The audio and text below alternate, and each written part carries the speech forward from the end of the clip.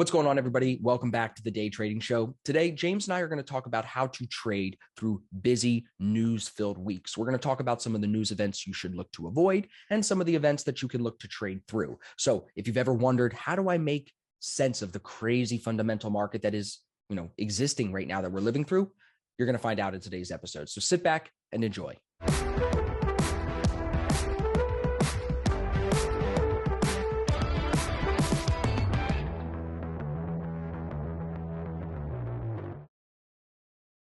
All right, bro. So what's been good? How are things? I'm looking forward to the next couple of episodes that we have with the special guests coming on, right?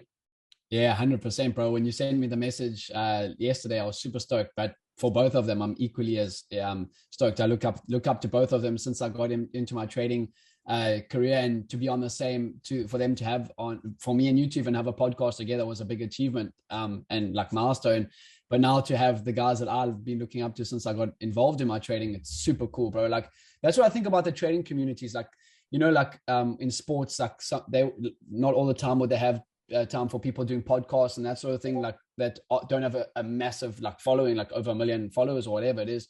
But I think in the trading community, they're always willing to, if you're putting out decent content and you're authentic, they see that in our content, I think they're more than happy to be on. So I'm looking forward to that. Some people don't understand that. Some people talk shit and they're negative in the trading community and nobody wants to be friends with them. But the guys we're talking about, we're not going to say their names. They'll be out on the next couple of episodes. Be a surprise. Yep. Yeah, we'll keep it suspenseful. They're always super helpful. The guys that have really struggled, like me and you didn't struggle as much as me, but guys like me and these other guys, when you struggle and you overcome things, you almost feel obligated to share it. If you ask them when we have them on, why do they create content still, even though they've been trading successfully for so long? I bet you they'll say part of it is because they feel obligated that there's people struggling that they were like, and now they could be helping them, and then they wouldn't be if they didn't create the content. So I think you feel this obligation, and it's like you don't talk shit to people because you just want to help them. You know what it's like to struggle. You know what I mean? Yeah. So I think that's one of the beautiful things about the trading community. It's not super competitive because at the end of the day, anyone that's been in this business over a day or two will eventually figure out that the battle is not between me and you, brother. It's between me and myself. You know what I'm saying? 100%. So we were going to talk about trading during weeks like this week. We're filming on a week right now where we're coming off a bank holiday on Monday. We've got NFP on Friday. So we're going to just talk for a little bit about trading during busier weeks. If you guys did not know, Tom and I did a webinar recently, how to think like a winning trader. I'll put a link to that in the description of this video. You guys should really check that out if you're looking for some solid trading psychology. Tom brings the fire as usual, so you guys are going to love that. But to focus a little bit more specifically on one of the issues or topics that is discussed in that webinar, like I said, today we'll talk about knowing when not to trade. It's a skill that winning traders really do well. And James, we just filmed a video recently for you about your big payout from the FTMO, from the funding companies. And one of the things we talked about right in the beginning of that video, again, is what you didn't do that actually led to success, which is not trading during these news-filled weeks. You've always been a big believer of that. So let's jump in from here. What was there a specific point in time where you were like, yo, I'm not trading NFP week at all anymore? Or do you still trade it and you trade it quicker? Like, how do you treat this first week of the month specifically? Sure. So it's actually we on the same path, bro. We think alike, I was actually going to say that, like, since I used to trade NFP on news-filled weeks and that, and I always get people that, so just from my experience, I was doing my own thing with trading before meeting you a year and a half, and then obviously started following on Instagram, and then finally joined in the beginning of 2020. And I used to trade news. The guys used to say to me, "Oh, I don't care about news. I trade them. I make money." And then, so I was like, okay, well, clearly doesn't affect. So, just traded it. But since meeting you, I think you used to always tell me, don't trade on NFP. Be careful. Just go play golf, go chill, do some markups in the morning, see what's happening, watch the numbers come in, and then get off the desk.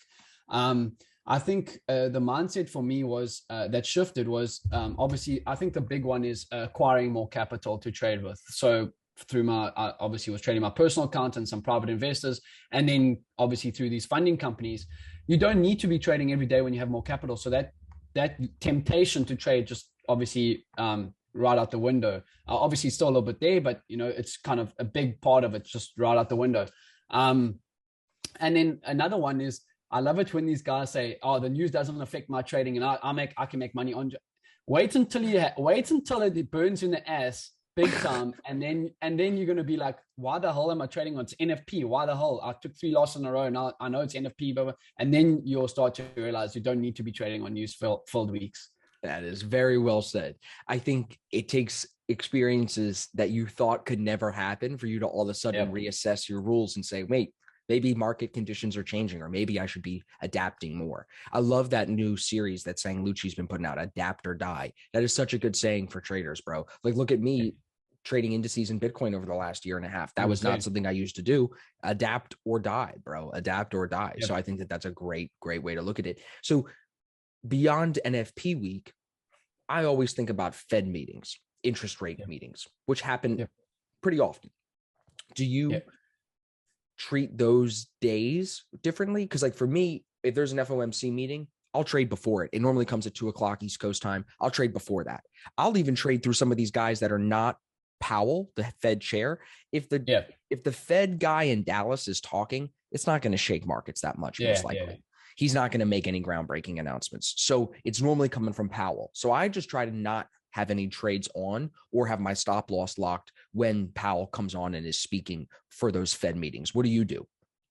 Yeah, I also will look to trade before, but I will be more cautious on, especially as you mentioned, when Powell is speaking, when Jay Powell's speaking, and especially if there's FOMC meeting minutes. I've just been chopped. I know on previous days, it's normally on a Wednesday. I know it's always on a Wednesday at 8:00 my time, South African time. So 2 p.m. your time, Eastern. And I know that I have been chopped around on days like that before, and it's just mentally fatiguing. So I think if I am going to trade on that day, it's got to be like a quick in and out. I know that I'll probably be more aggressive with profit taking and less aggressive on risk on those days. Because you got another 20 other days of the week to trade, bro. There's, of the month to trade. There's no point in trying to make all that bag on one day when you know it could be a little bit more tougher market conditions. And also wanted to size down. I also wanted to that's what you're saying. 100% size down. 100%. And I also wanted to, so when I started to, acquire some of my own personal capital through private investors, et cetera, you said to me, I still have it in my notes, you said to me, now through different market cycles, the one thing you should be focused on is capital preservation. And I've started to see that more and more now with Mark Minervini talking about it, obviously in weird times like this. I mean, he's on Kathy, the ARC Innovation ETF, he's on her ass, everything like that. So he's always on about like capital preservation, and like when the market's not suiting your trading strategy, that's when you need to tone down, realize it. And even Tom Canfield on Twitter as well, he was talking about a lot of he sent a tweet. I loved it. It was a great, I think it's perfectly sums me up and how I've developed as a trader is a lot of you traders are a lot better than you think. You just need to know when the market is hot for your strategy and when it is not. And that's when you need to, turn it on, turn it off. That's a great quote. Yeah. Tom kills it with the quotes. I'm a big fan of Tom's stuff. Do you find that because is it experience that is teaching you some of these lessons that are leading you to bigger payouts, that are leading you? Is it like there's nothing anyone is telling you, like James, and whispering the secret in your ear. It's just you getting more experienced. Like that word experience is so important. Like when I think about when I got into trading, I didn't know any of the news events, which ones to listen to, which ones not to. Oil inventories. I'm like, what is important? What is not? Why people say CAD and oil are correlated? What? So overwhelming. But then you start to watch it every week. And like you said, there's one news event at the same Thursday at 10:30 and this at Wednesday.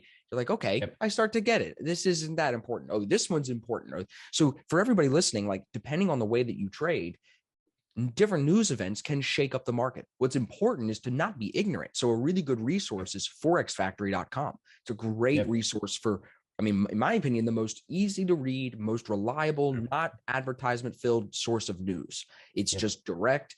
I check it every morning before I trade. And it's a great way for me to stay on top of it. Do you use anything else? I know you're big on CNBC now. Yep. I'm a CNBC pro subscriber. Jim Cramer, now, bro. I know you do. Yeah. So even Forex Factory 100% number one go to. Obviously I love CNBC now, but FTMO, obviously, I'm not on a swing account with them, so I'm not allowed to trade into high impact news. And they actually get their data. It shows you on their website when are the restricted news events that you can't trade 2 minutes before, 2 minutes after. They actually use Forex Factory as their source of information. But just going on to about experience, and I would like to take all the credit, but unfortunately, or fortunately enough for guys like you and others in this trading industry, I would never be the trader or person I am today without you and ASFX as a business. And I think that's just the great thing. They actually are great trading mentors that are providing proper trading education. And it is through experience, but 100% also through being taught what is right and what is wrong, or what is possibly right or possibly wrong. Obviously people can interpret in different ways, but through you and just you teaching me and guiding me the ropes as well, I've learned it for myself along that way. Do you find Twitter to be a useful resource, or do you find it's more distractions when it comes to news and stuff to pay attention to? What do you think? Yeah, obviously you get a lot of opinions on Twitter, and no way, really? Yeah, you had this guy telling you that 50-minute divergence is bullshit basically this morning, but we've made money using 50-minute divergence in my career, the last three and a half years. So consistently. So I think I do like having CNBC on. Obviously, there is a lot of nonsense there as well, but there is some good, good traders that come on there, speak about their opinions. And does it help you trade though? Is that what I'm saying? Like, does it help you? No, it maybe gives me an outline of what to watch. Doesn't help me trade. Obviously, doesn't help me trade. I don't think it should help anyone. So for everybody listening, it's not a great place to go. Yeah, if you're listening to CNBC trying to see what stocks to buy, that you're really late down the wrong path. Yeah, definitely. Okay, great. I think too, I guess a point I can add when it comes to news is like news often will lead to, and news it will often lead to, I think, more like 60-40 fake outs than big trend continuations. Like if there's a high impact news event, and everything has been moving up all week, some part of me thinks this is probably going to pull back. CAD is going to use this news event to pull back. And it does. It'll wick lower and hit a bunch of stops, So I think it is still important, even as you're trading, to manage the risk of those trades. So what do you do when you're going into a trade with news coming at you, high impact news coming at you? Sure. So I know, obviously, learning from you and just from personal experience, I never trade. I'll never have an open position that's with a stop not locked in profit going into news. Obviously, on the fund accounts, you can't do that because of the restricted news. But even on my personal capital, I try and treat my personal capital the same as my funding accounts. As you should. Yeah, exactly. I might have a little bit more risk on my personal capital because we don't have those drawdown limits, but I will adhere to the rules exactly because I think it's, as you said, how you do one thing is how you do everything. If you're going to trade your personal account different to how you trade the funding accounts, there's no point to confused. It's going to be ugly. Consistent. Yeah, you're not being consistent in your approach to the markets. So you lock the stop for most things, but what about like in situations where like Uri had a situation, the guy in the Black Shirt Club, where he had his stop loss locked and his entry price was not far from current price. So when news came in, the spread jumped him and it took him out above his stop loss. So you can actually still take a loss even if you have your stop loss. So for me, I think the trade has to be moving like 1R, 2R in profit and then stop loss. If it's less than 1R in profit, I just get out. I'll pull it. Yeah, there's no point because it's more likely going to hit your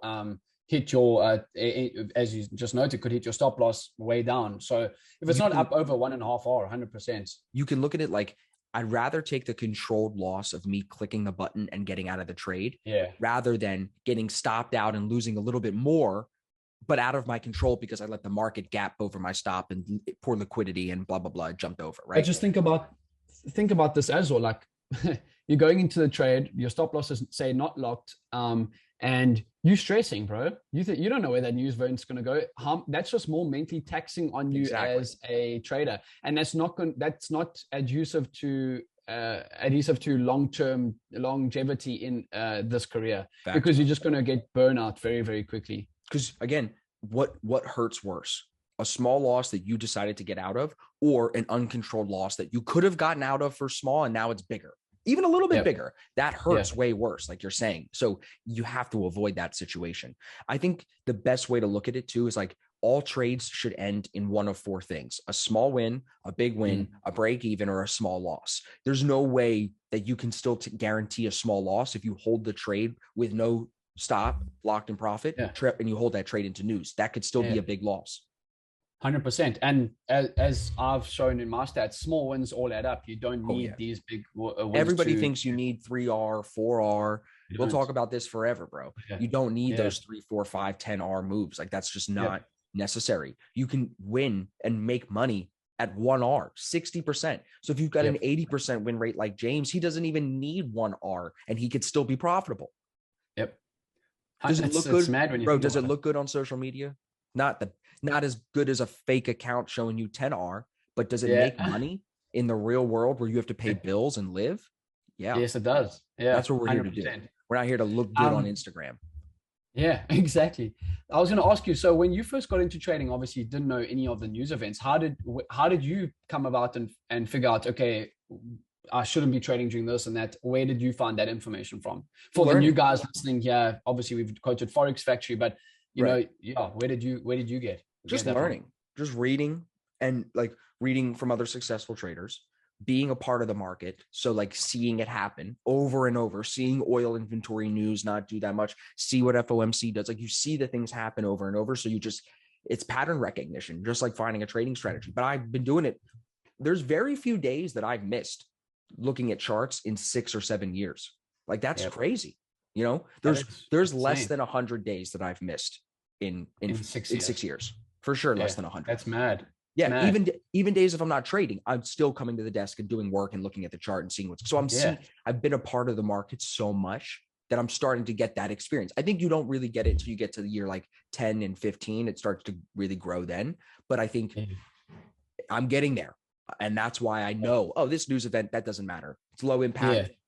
Medium impact ones, those are the tricky ones, because some medium impact ones will throw you for a curveball and they'll shake up the market. You'll be like, what happened? And it's some medium impact. So you got to learn the medium impact ones, like the consumer confidence numbers.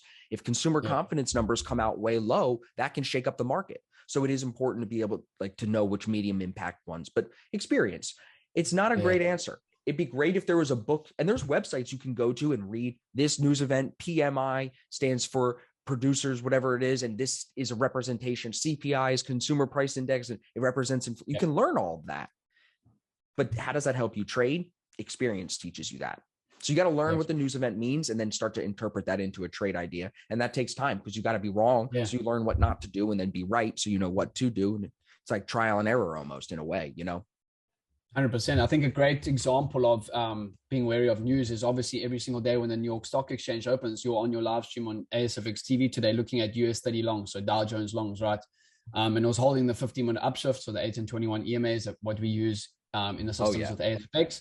And all of a sudden, after that, it looked like it wanted to pump because NASDAQ pumped, all of the indices, boom, just down. So I think that's a great example. That's a great example. Yeah. So that's volatility, not necessarily on news, but it's volatility, predictable volatility at 9:30 when it's coming on the open. You know it's going to go crazy. So why take a trade into that? So when we do my live stream, I start at 9 a.m. and I go over the trades that already happened. I get ready for the trades that might happen, but you normally don't see me take a trade between 9 and 9:30. I'm waiting for 9:45. Like the second trade I had today, that entry came today at 10:15. So come in after the open, after the volatility, and then trade. Yeah, and I think if you got a problem with looking to take trades into the open, or when you know there's going to be, then you got to go to the casino. You got to get out of the casino, bro. Like that used to be me when I first got into my trading. I know there's news events coming, and I know it could check up, and you always got this gut feeling. I know where it's going. Bro, you don't. No, you don't. You rather go to the casino. Waste your money. Because then what happens is you get gambler's fallacy, where you get it right one time, and then you think that means you're going to be right all the other times, and you'd rather and your dumbass will take 6-7 losses and lose a bunch of money to be right one time, and it ain't profitable. Yep, exactly. No, 100%. I think that's a great point. I think we covered a lot for everybody in today's episode. Short, but still not that short. Still got 20-30 minutes in this one for everybody. I think that I like keeping them around this time. I know that the hour is maybe better for them, but instead of us repeating ourselves and lingering, I like to keep these short and concise to specific topics. So this is good. Is there any other comments you want to make for the news trading or trading into news? I think we covered a good amount of shit. Yeah, no, I think that's all. I think, obviously for all the listeners listening on YouTube, whether it's on YouTube, Spotify, Apple, iTunes, we love you. We love you. Yeah. Yeah. And get ready. We're going to have those, as I said, we've got 2 great guests coming on in the near future. So James might even shave his head for those and get ready. Yeah, yeah. I mean, I got a lot of hair, bro. That's a big commitment. Big commitment. All right, good deal. So for everybody listening, we appreciate you being here, listening, watching, wherever you're at. Until the next episode, make sure you subscribe, hit the thumbs up, drop a comment. We'll see you guys in the next episode.